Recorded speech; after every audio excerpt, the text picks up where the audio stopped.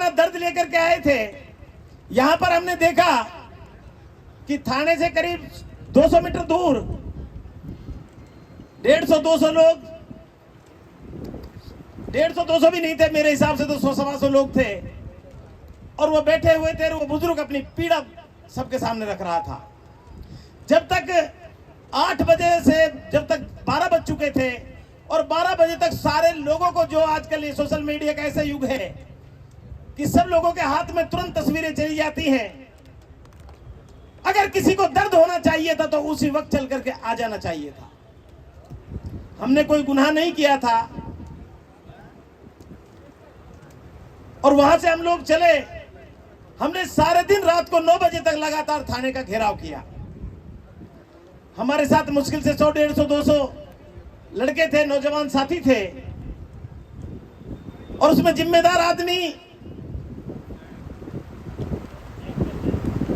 एक हनीफ सरपंच साहब थे, एक इमरान जी थे, एक मोहम्मद कासिम मेवाती जी थे, एक फत्तू सरपंच था, एक मैं था। बाकी तो मैं बेचारों को बहुत ज्यादा मैं तो पहचानता भी नहीं हूं, लेकिन नौजवान साथियों ने मजबूती के साथ हमारा साथ दिया और उसका परिणाम बहुत अच्छा आया था। उस बात को कोई नहीं कहता कि इसको कमजोर करने वाले लोग भी हम ही हैं, कोई दूसरा नहीं है। उसकी तरफ कोई ध्यान नहीं देना चाहता कि कहीं ऐसा नहीं हो कि उंगली हमारी तरफ उठे। हालात इस तरह के हुए कि सारे अधिकारीगण एसपी साहब को छोड़कर सारे थाने पर आ गए, और सबने हमसे कहा कि कानूनी दायरे से हम सस्पेंड भी कर देंगे, सिर्फ 2 दिन के अंदर हमको जांच का मौका दे दीजिए। 2 घंटे के अंदर अंदर FIR दर्ज हो गई। जितनी चोटें थी उनका मेडिकल करा दिया। हमको ऐसा लगा, अरे अगर चालू है कि हमको ऐसा लगा कि हम लड़ाई को जीत रहे हैं। कोई कुछ भी कहे, लेकिन संभवतः ये इस तरह का मामला पहला था कि जो थाने में SHO पोस्टेड है उसके खिलाफ हम लोगों ने, क्योंकि कानूनी रूप से और दूसरा हमारे नौजवानों के जोश की वजह से पुलिस को और प्रशासन को लगा कि मुकदमा दर्ज करना ही बेहतर है, तो मुकदमा दर्ज किया गया, मेडिकल किया गया। जांचे तो परिवार तो बहुत सारे ले लिए जाते हैं। अधिकारियों के खिलाफ ये तो कह दिया जाता है कि जांच करेंगे, अगर जांच में दोषी पाएंगे तो देख लेंगे, लेकिन उसी SHO के खिलाफ मुकदमा दर्ज किया, ये पहली बार हुआ था। और ये हुआ था हमारे नौजवान साथियों की ताकत के बदौलत और हम लोगों के संघर्ष की बदौलत। हम लोग जो सारे दिन भूखे प्यासे लोग यहाँ लड़ते रहे, उसकी बदौलत। ए मेरे कौम के लोगों, मैं जिम्मेदार लोगों से पूछना चाहता हूं कि 8 घंटे में तो आदमी हिंदुस्तान के इस कोने से उस कोने में भी पहुंच जाता है, अगर उसको कौम का दर्द होता है तो। क्या कोई आया? कोई नहीं। उल्टा सवाल ये किया जाता है कि साहब जल्दबाजी नहीं की थी हमने फजल साहब, हमारे कौम का दर्द था इसलिए हम जल करके आए थे। आप लोगों की गलतफहमी को निकाल रहे हैं। उसके बाद क्या षड्यंत्र रचा जाता है। 4-5 ऐसे आदमी जिनके बड़ी बड़ी दाढ़ियां बेचारों के, उनको ले जा करके 20 से 25 आदमी जाकर के एसपी साहब को छुट्टी वाले दिन एक ज्ञापन सौंपते हैं कि साहब इससे बड़ा ईमानदार, बेहतरीन, बढ़िया सत्यवादी हरिश्चंद्र का पोता थानेदार तो हो ही नहीं सकता। इतने अच्छे थानेदार के खिलाफ कैसे आंदोलन कर दिया, और वो भी बाहर के लोगों ने आकर के। बाहर के लोगों में हम बाहर के हैं, हम इस जिले के सदर हैं, हम बाहर के हैं। कुछ लोगों ने राजनीतिक स्वार्थ के लिए कर दिया, कुछ लोगों ने इस तरह के इल्जामात लगा करके, कुछ असामाजिक तत्व थे, फलाने थे, ये थे। वो कोई दूसरे लोग नहीं थे, वो लोग भी हमारे ही थे। वो लोग हमारे आस्तीन के स्याप थे, इस बात से डिनाई नहीं किया जा सकता। वो बात अलग है कि जब कौम की ताकत और कौम का डंडा जब पड़ता है तो अच्छे अच्छों के पसीने आ जाते हैं। तो उन्होंने कहा, आज तो मेरे पास भी फोन किया था उन्होंने कि साहब गलती हो गई हमसे बहुत ज्यादा, इस गलती की हम माफी चाहते हैं। मैं तो ऐसा आदमी हूं, मैंने तो कह दिया भाई गलती हो गई तो कोई बात नहीं, समाज से बैठ के बात कर लो, मुझे तो तुमसे कोई आपत्ति नहीं है। क्योंकि कोई इसी गांव के कोई हसनदीन नाम के आदमी है जो भी उस शिष्टमंडल में थे, हैं क्या भाई, उन्होंने मुझे फोन किया था, कोई नए नंबर से फोन किया था और उन्होंने मुझसे कहा कि सदर साहब में, तो मैंने तो 1 मिनट में कह दिया था कि कोई बात नहीं है भाई, समाज की बात है, आप लोगों ने गलत किया, लेकिन ऐसा गलत आप लोगों को नहीं करना चाहिए था कि साहब हमको तो बहका करके ले जाया गया, और बहका करके जो लेकर गया उसका सबको पता है। इसलिए पहले उन लोगों को समझाने का काम करें जो लोग हमारे आस्तीन के सांप बने हुए हैं कि इस तरह का काम नहीं करें। थानों के सामने बैठ करके थानों की दलाली करने से कोई बहुत ज्यादा पेट नहीं भर जाता, पेट तो उसे ही भरेगा जो आप अपनी मेहनत करेंगे। उसी का नतीजा है कि आज, उस दिन तो कोई नहीं है, उस दिन तो कोई हमारे साथ मेयो के अलावा 2-4 लोग थे, आज तो 36 बिरादरी के वो ताकत मजबूत लोग हमारे बीच में बैठे हुए हैं, उसके बाद भी जूं नहीं रेंग रही है, जूं, क्योंकि इस कमजोरी को करने वाले हम खुद हैं, दूसरा आदमी नहीं है।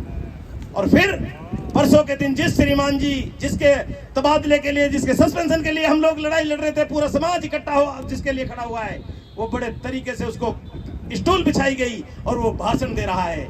मैंने ऊपर के अधिकारियों से भी पूछा था कि आज तक सीएलजी की मीटिंग कभी ऐसे हुई है? सीएलजी की मीटिंग में तो हम बहुत ज्यादा आते जाते हैं, देखते रहते हैं, हर महीने 2 महीने में हमारा भी जाना होता है। सीएलजी की मीटिंग ऐसे होती है क्या जिस तरह से ये मीटिंग कर रहा है?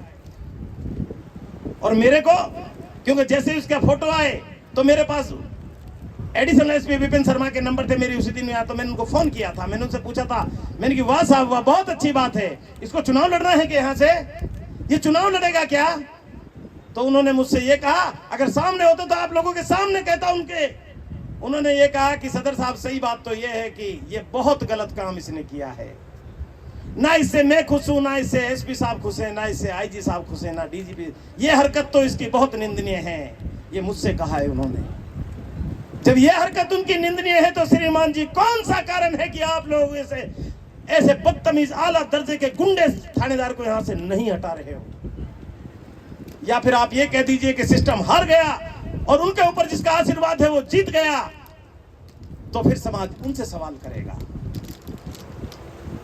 इसलिए हर जगह पर वो गलती कर रहा है, गलती पे गलती कर रहा है। हमारे बहुत सारे साथी बोल रहे थे कि एक थानेदार के लिए हम लोग यहाँ बैठे हैं, ये बड़े दुख की बात है, ये बिल्कुल सही बात है। मैंने उस दिन इनसे कहा था कि जब पब्लिक का मूवमेंट बनता है, जब मॉब इकट्ठा होता है, तो एसपी साहब बुरा मत मानिएगा, उस वक्त हालात ऐसे हो जाते हैं कि थानेदार तो बहुत छोटी चीज है, एसपी और कलेक्टर को भी जाना ही पड़ता है। इसलिए समय रहता है आप लोग ये फैसला कर लीजिए कि इस बीमारी को यहां से हटा दीजिए। और अब बीमारी ने हमारे नहीं, इनके सिस्टम पर भी तमाचा मारा है, इनके मुंह पर भी तमाचा मारा है ये परसों ये हरकत करके, तो इनको इसमें देर नहीं करनी चाहिए। और अभी साथी कह रहे थे बहुत सारे, शायद पता नहीं होगा तो मैं आप लोगों को बता दूं कि साहब एसपी को भी हटना पड़ेगा। एसपी ने तो लिख के दे दिया कि मुझे यहां से हटा दो, मेरे बस की बात नहीं है यहाँ एसपी से हटना। इसलिए वो तो हो सकता है इसी चक्कर में हो कि मेरे खिलाफ आंदोलन होता रहे ताकि मुझे यहां से हटा दें। हालात इस तरह के हैं और इसके लिए ऐसे थानेदार जिम्मेदार हैं। हमारी कोई नाराजगी ना एसपी से है, ना एडिशनल एसपी से है, ना डिप्टी एसपी से, हमारी किसी से नाराजगी नहीं है। हमारी नाराजगी इस बात से है कि समाज के एक बुजुर्ग आदमी को मारा पीटा जाता है और वो थानेदार हमारी छाती पर यहाँ बैठा रहता है। इसलिए आप लोग यहाँ पर मेरे हिसाब से 1,500-2 हजार की तादाद में है। अगर 1000 भी रहेंगे, 500 भी रहेंगे तो भी बहुत है, लेकिन जो मन से यहाँ रहिए, धीरे धीरे ये मजमा बहुत तेजी से बहुत ज्यादा तादाद में बढ़ने लगेगा और हम लोगों को जीत की तरफ हम जब भी बढ़ेंगे तब लोग गांवों से सुन करके आएंगे कि हाँ, लोग अब आंदोलन के लिए तैयार हो गए हैं। इसलिए मेरे दोस्तों, आप लोग मजबूती के साथ इस आंदोलन के लिए तैयार हो जाइए, इसके अलावा कोई रास्ता नहीं है। नहीं तो इससे बड़ी बेइज्जती मजबूत लोगों की, समाज के जिम्मेदार लोगों की, 36 बिरादरी की इससे बड़ी बेइज्जती नहीं है जो आप लोगों की जा रही है। इसलिए अब हमारा ये कर्तव्य बन जाता है, हमारी ये जिम्मेदारी बन जाती है कि अब हम इस लड़ाई को लंबी लड़ें। जब तक ये श्रीमान नहीं हटेगा तब तक हम इस लड़ाई को लड़ेंगे। मेरा ये आप लोगों से कहना है, आपसी मतभेद मत रखिए, एक दूसरे की टांग खिंचाई मत कीजिए। अगर सवाल करने हैं तो उन लोगों से कीजिए जिन लोगों ने हमारे साथ धोखा किया। उन लोगों से सवाल बिल्कुल मत कीजिएगा जो आदमी, जो लोग 50-50, 60-60 किलोमीटर की दूर से चलकर एक बुजुर्ग के साथ मारपीट की गई और भाग करके अपना सारा काम छोड़ करके आए। क्या मिल रहा था उनको? वैसे तो ये समाज अपना महान है, कुछ भी बोल दे, लेकिन क्या मिला उन लोगों को? अपना समय भी बर्बाद किया, सारे दिन बारिश में भी भीगे, सारे अपना डीजल भी जलाया, अपना सब कुछ किया। उसके बावजूद भी अगर ये कहा जाए कि साहब उस दिन बात गलत तरीके से की गई, उसका सिस्टम नहीं बनाएगा, तो मैं उसके पक्ष में नहीं हूं। मैं माफ कीजिएगा चौधरी साहब, मुझे वो बात आपकी जो है थोड़ी सी चुभी, जो आपने ये कहा कि साहब वो तरीके से करते, 2 दिन बात करते, 4 दिन बात करते। ऐसा नहीं कहना चाहिए। अब लड़ाई हम लोगों को मिलकर लड़ रहे हैं, बहुत अच्छी बात है, लेकिन हमने उस दिन ये कौम का दर्द समझा और हम इसलिए आए थे।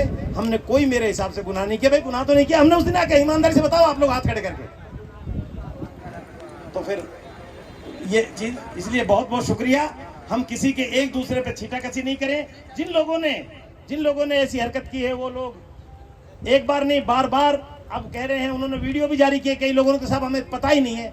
तो मुझे, मेरा अपना मानना है, मेरे नौजवान साथियों से मेरा एक दरख्वास्त है कि जिन लोगों ने वीडियो डाल करके माफी मांगी है समाज से, उन लोगों को, आप लोगों को बिल्कुल पूरी तरह से माफ कर देना चाहिए और समाज को माफ कर देना चाहिए। मेरी ये दरख्वास्त है, मेरा ये फैसला नहीं है। भाई मेरे फैसला कोई गलत है तो आप लोग मना कर दें, लेकिन मेरे हिसाब से उनको माफ कर देना चाहिए। कर देना चाहिए कि नहीं कर देना चाहिए, वो भी हमारी है, कोई बात नहीं है। तो ये मेरा कहना है। रहा सवाल इसका कि जो आदमी मुख्य है उससे सवाल जवाब तो किए ही जाएंगे और उससे पूछा ही जाएगा कि तूने सीधे साधे बोले बड़े लोगों को बरगलाया क्यों। ये सवाल करना चाहिए, इसमें कोई बात नहीं है। बहुत बहुत शुक्रिया।